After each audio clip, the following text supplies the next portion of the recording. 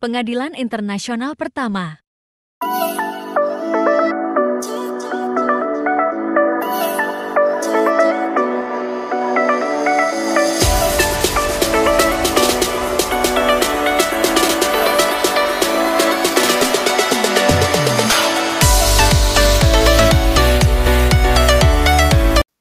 Assalamualaikum warahmatullahi wabarakatuh.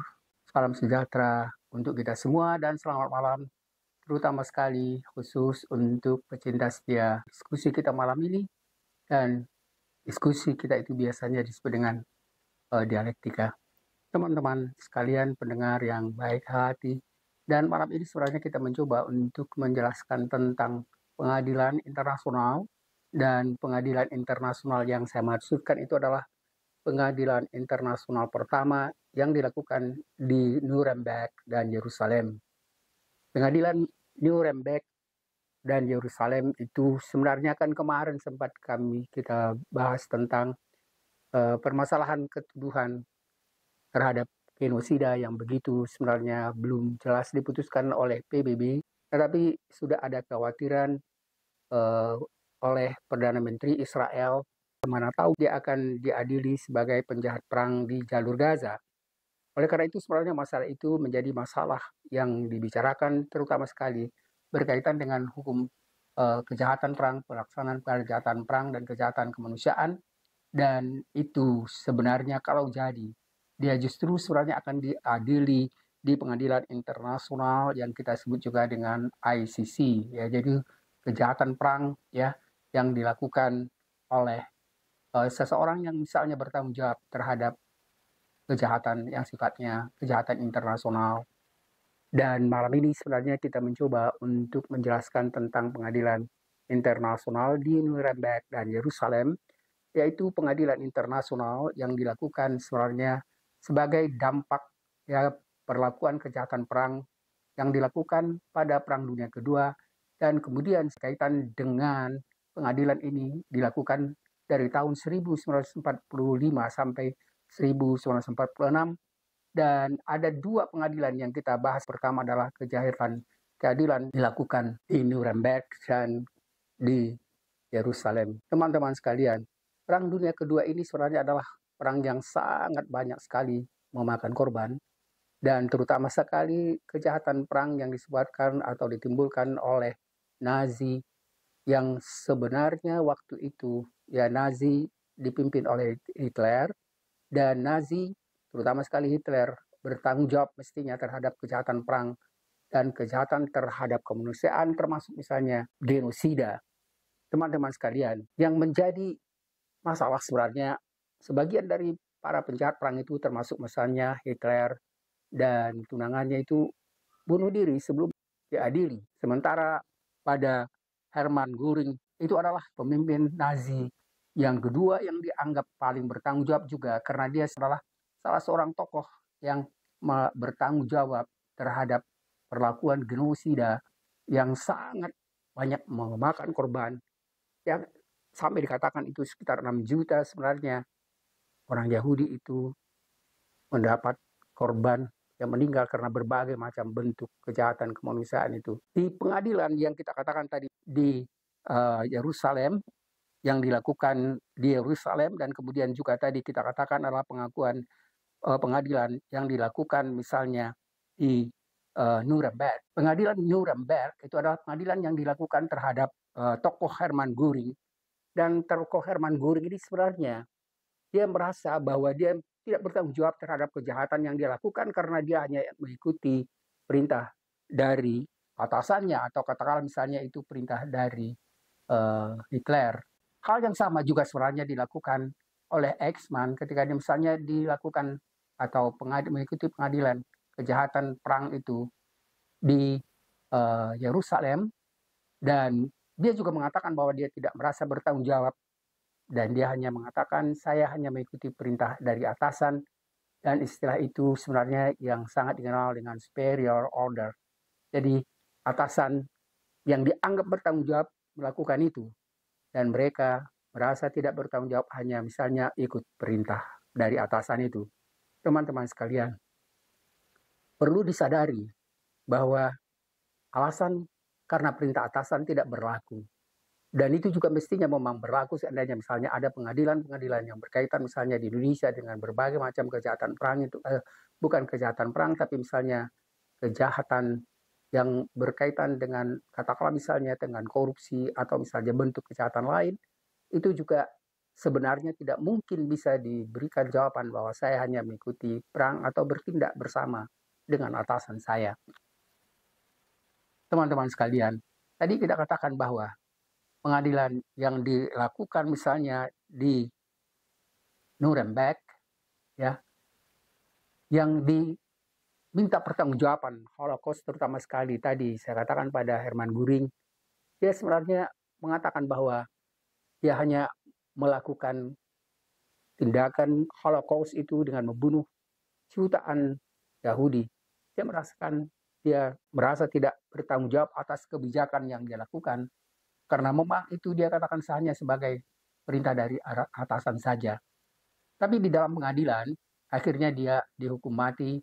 Tapi sebelum hukuman mati itu dijatuhkan atau diberikan, dia lebih dulu bunuh diri. Teman-teman sekalian, yang paling banyak sebenarnya dibicarakan, ya, akhirnya bukan pengadilan tentang Hermann Göring, tapi pengadilan yang dilakukan di Yerusalem, dan pengadilan itu sebenarnya adalah pengadilan yang berbeda dengan pengadilan yang dikatakan di Nuremberg.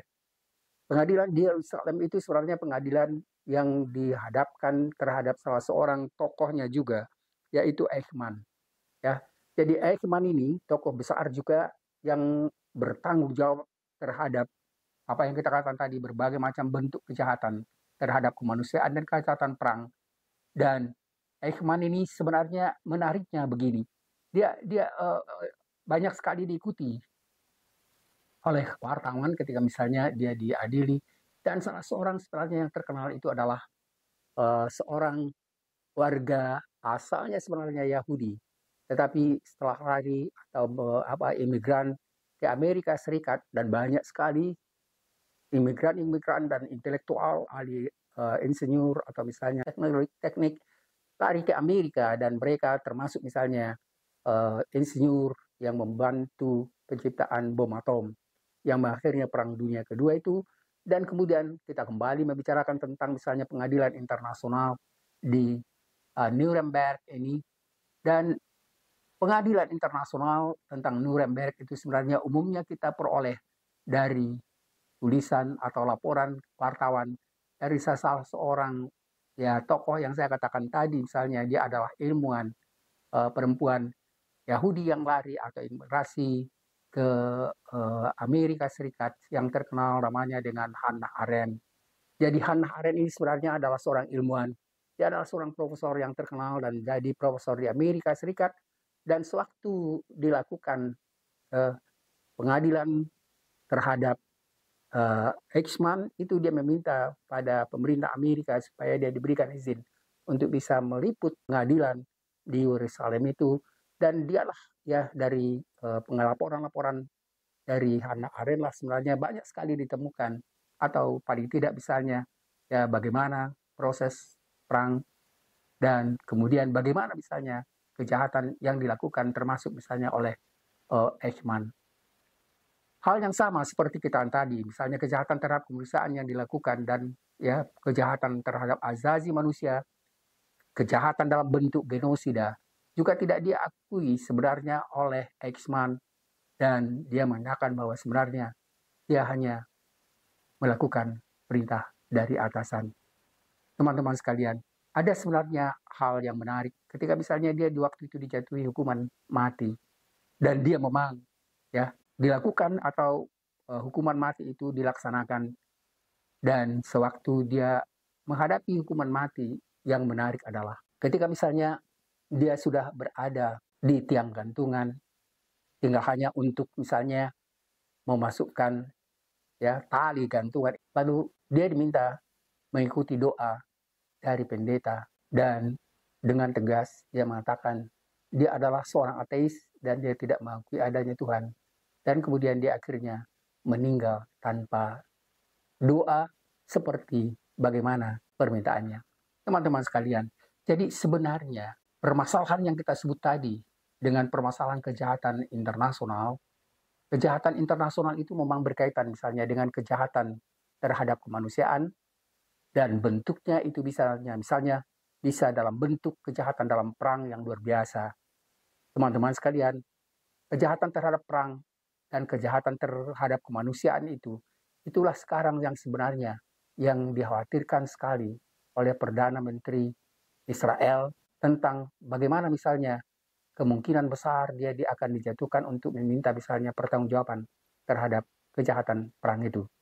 Teman-teman sekalian, jadi kejahatan perang ya itu bisa kita katakan tadi dalam bentuk misalnya kejahatan terhadap kemanusiaan, bisa misalnya kejahatan terhadap genosida, dan pengadilan internasional itu juga bisa diberikan kepada misalnya pengusiran terhadap masyarakat yang ada di satu negara atau daerah, bisa sebabkan karena misalnya ya perbedaan agama, ras atau yang lain. Teman-teman sekalian, jadi saya berharap tidak bisa memahami sebenarnya tentang permasalahan apa yang kita bicarakan pada malam ini tentang kejahatan kemanusiaan itu, dan bagaimana misalnya setiap kejahatan kemanusiaan sebenarnya itu adalah kejahatan yang bersifat internasional dan bisa diajukan menjadi ya satu kegiatan atau satu tuduhan yang harus dihadapi dalam bentuk pengadilan internasional. Itu demikianlah misalnya pembicaraan kita pada malam ini tentang apa yang kita sebut tadi dengan kejahatan perang, dan mudah-mudahan ada bermanfaat untuk kita semua. Terima kasih. Selamat malam. Assalamualaikum warahmatullahi wabarakatuh.